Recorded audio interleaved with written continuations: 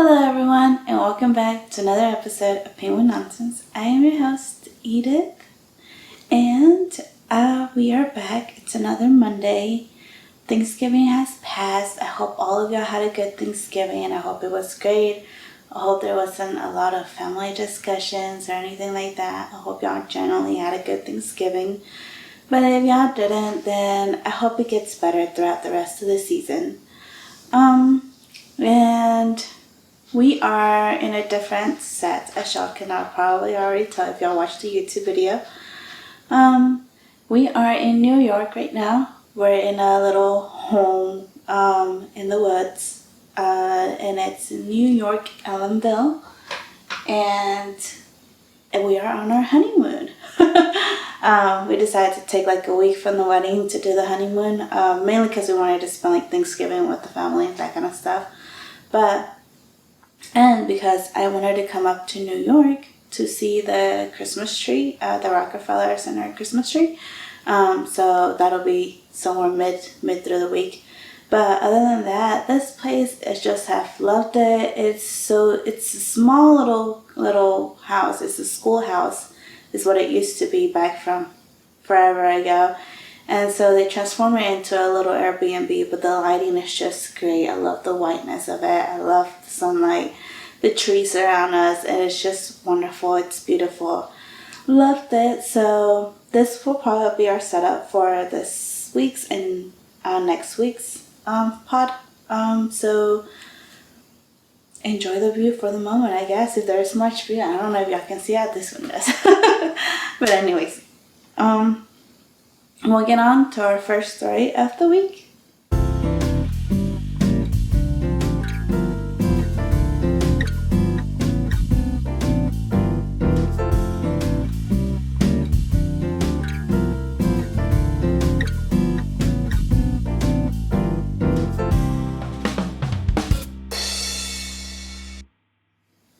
So our first story, to keep it in the New York, I guess, vibes or whatnot, I found a story that says the world's largest iceberg, 3 times the size of New York City, on the move for the first time in 37 years.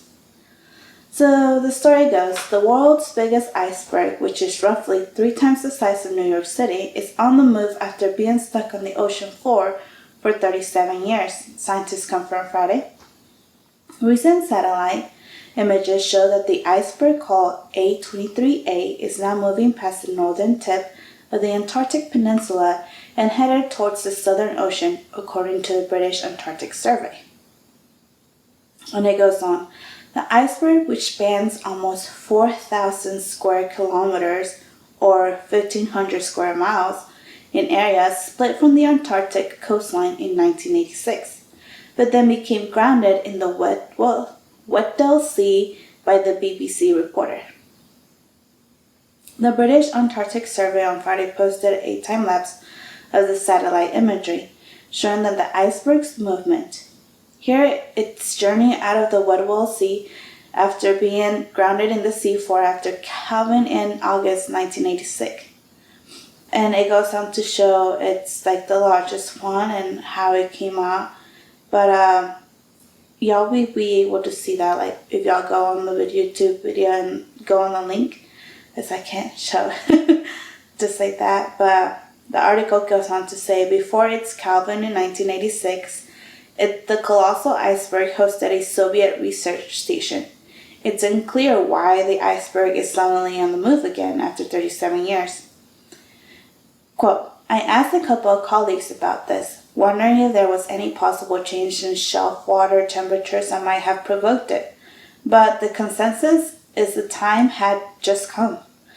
End quote, Dr. Andrew Fleming, a remote sensing expert on the British Antarctic Survey, told the BBC.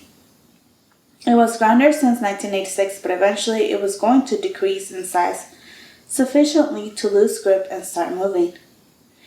A23A will likely be ejected into what's called the Antarctic Circumpolar Current, which will put it on a path that has become known as the Iceberg Alley, the BBC reports. This is the same current of the water that famed explorer Ernest Shackleton used in 1960 to make his historic escape from Antarctica after losing his ship, the Endurance. The legendary shipwreck was discovered off the coast of Antarctica just last year. So, it goes on to say that the movement comes about 10 months after the massive piece of Antarctica's burnt ice shelf, a chunk about the size of 2 New York cities, broke free. The burnt ice shelf lies across the Weddell Sea from the site of Larsen Sea Ice Shelf in the Antarctic Peninsula. Last year, the Larsen Sea Ice Shelf, which is roughly the size of New York City and was long considered to be stable, collapsed into the sea. So, I feel like we talk about global warming often, and I think everybody just knows that it exists, but we don't really know exactly the drastic things that are really happening out there, that we're just kind of like, oh, it's just a hotter summer, or it's just a hotter winter, that kind of stuff, and we just kind of like, okay, it is what it is, and we just keep thinking that maybe there's not much we can do about it, so why worry about it, right? And I don't know where I fall into those two lines of whether I decide not to know or want to know, because it's something I'm sure that it's happened on a regular and we're seeing the effects of it, yet is there anything that we could really do to make it stop?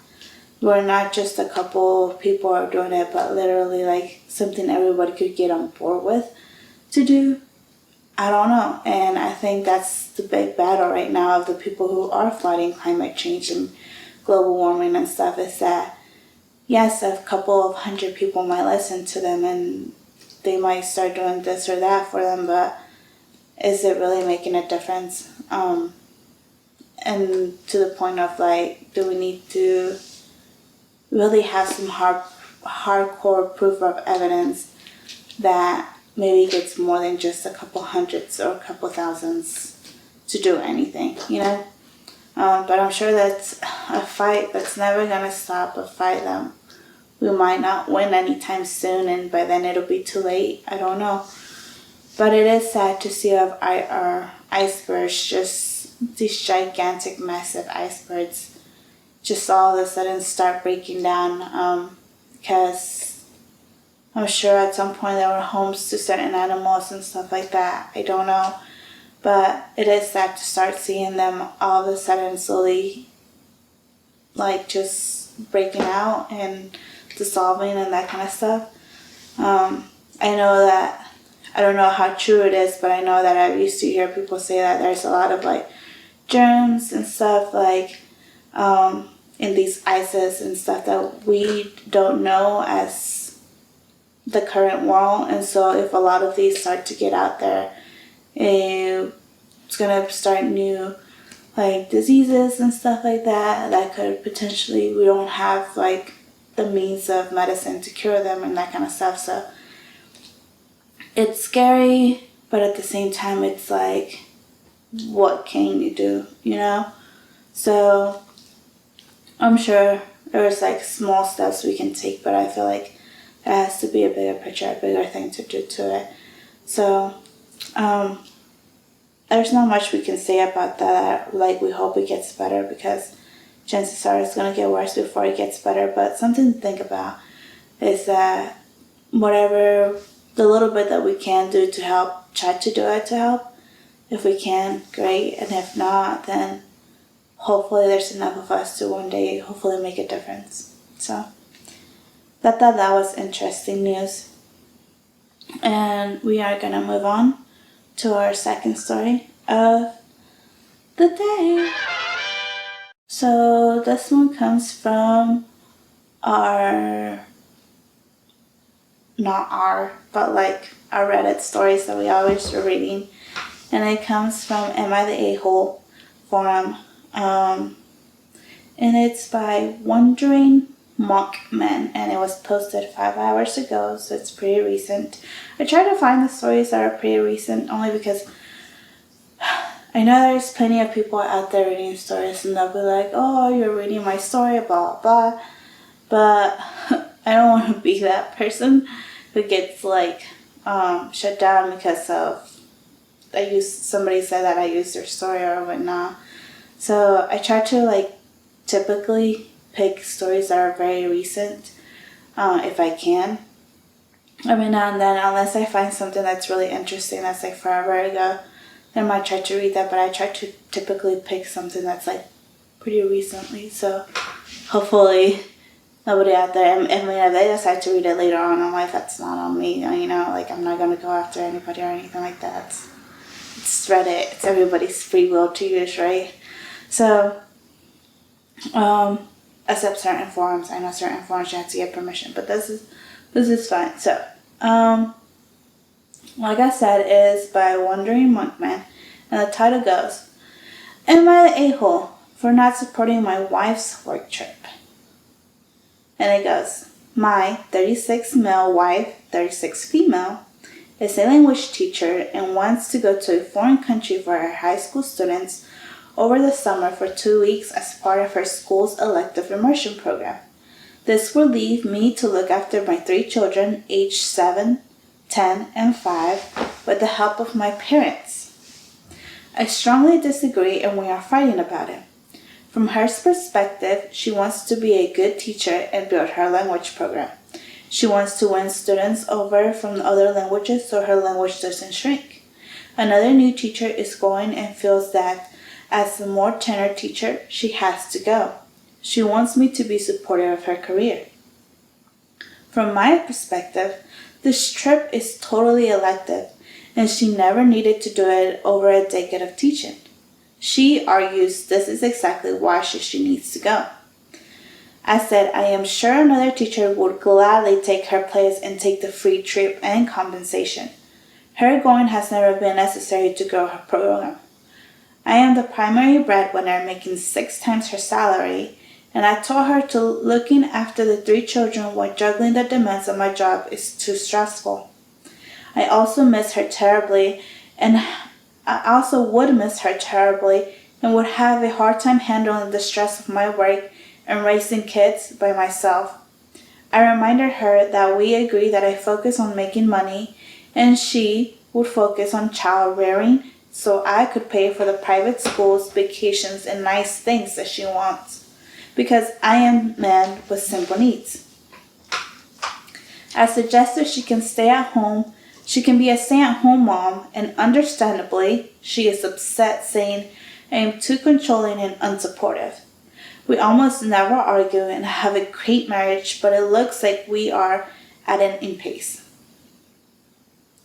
She doesn't think it is a big deal to go away for 2 weeks, but I am very stressed out already about it.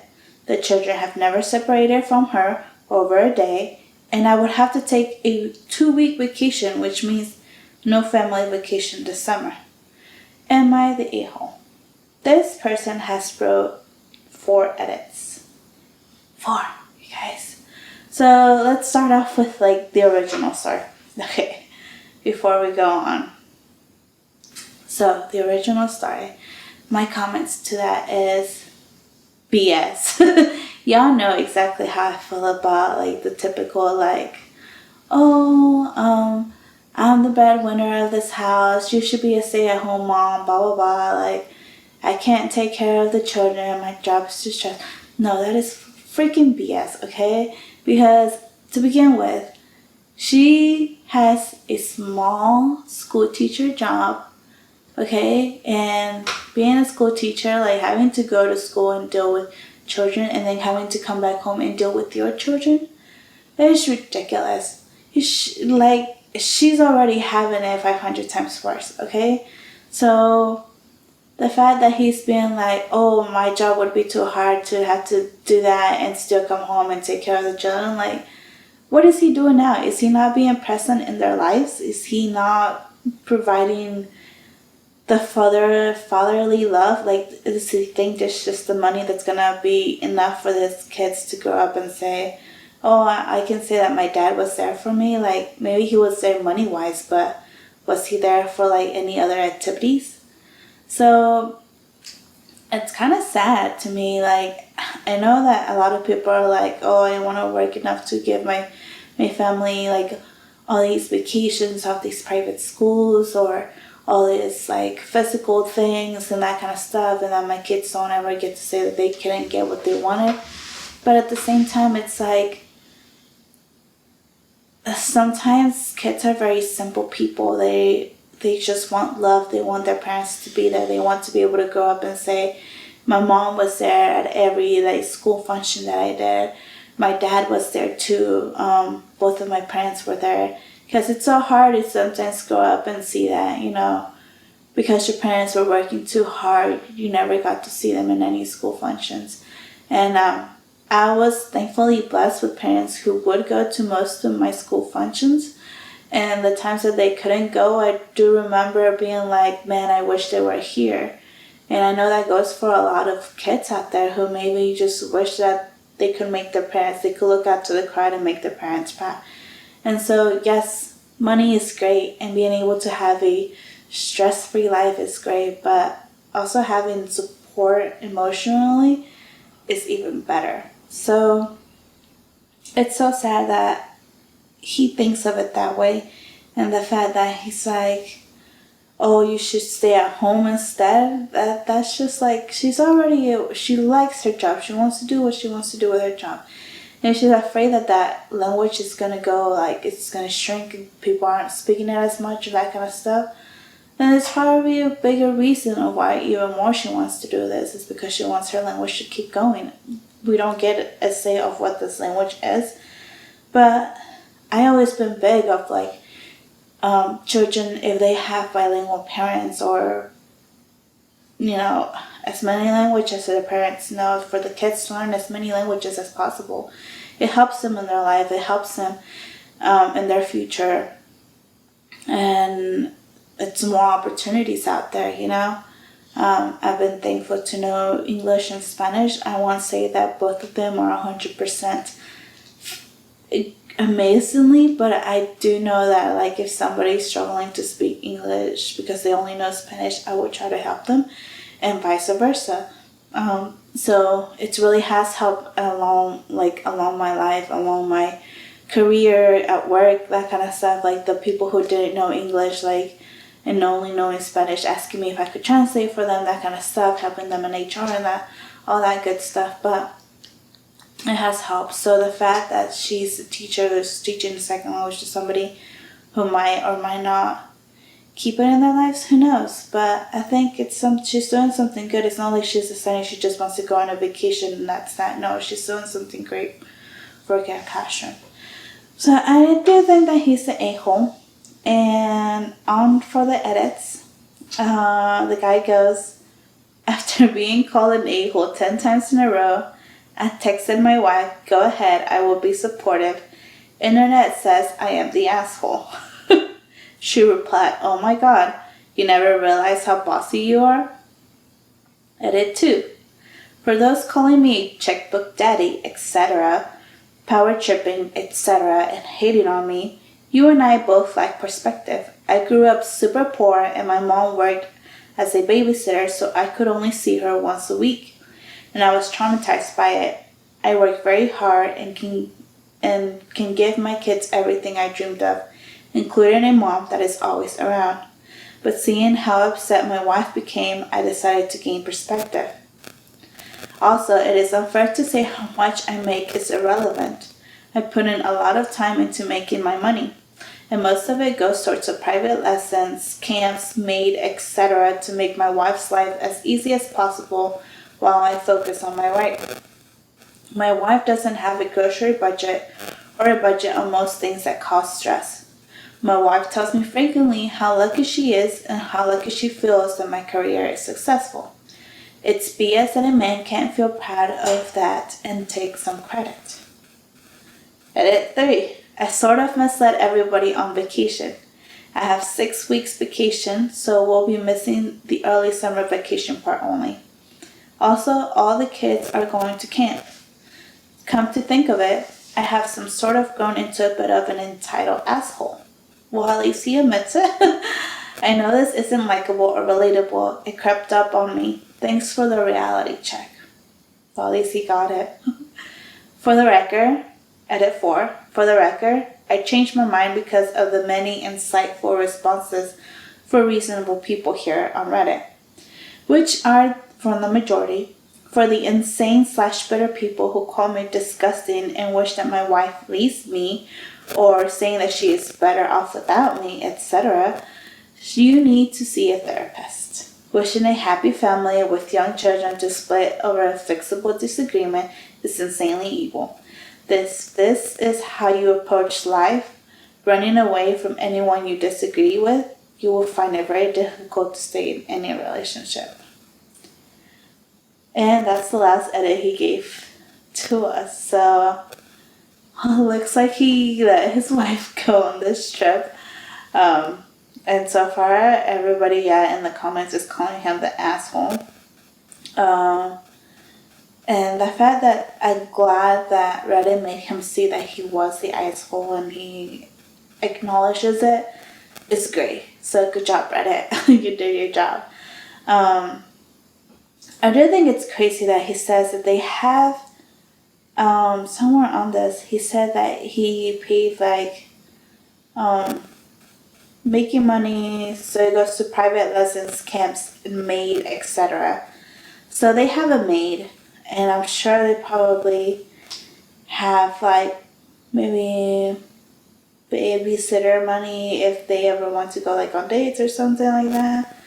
The fact that his parents are helping, because at the beginning of the story it was this will lead me to look after my 3 children with the help of my parents.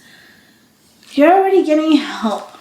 How hard is it to go to work, have your parents take care of the children or the maid or pay a babysitter, because apparently you're making no much money, and for the afternoon part of your job, come home, spend some time with your children, and then put them to sleep.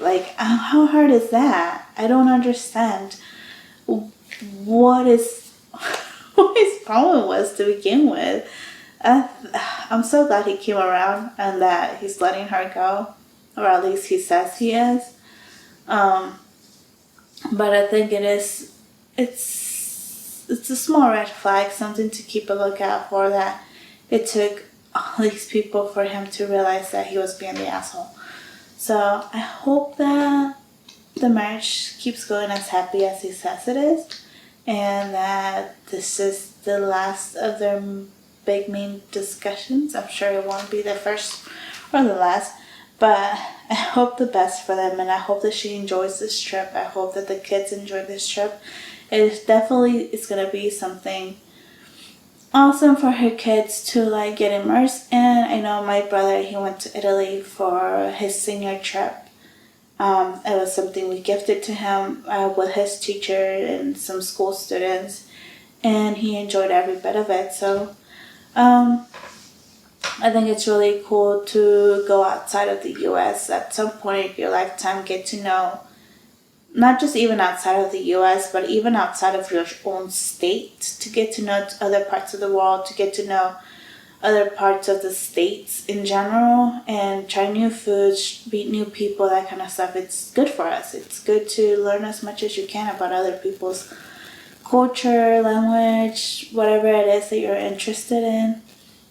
Go out there and figure out what all is out there, So keep exploring. I'm glad he came around, and I guess we can name him the kind of an asshole.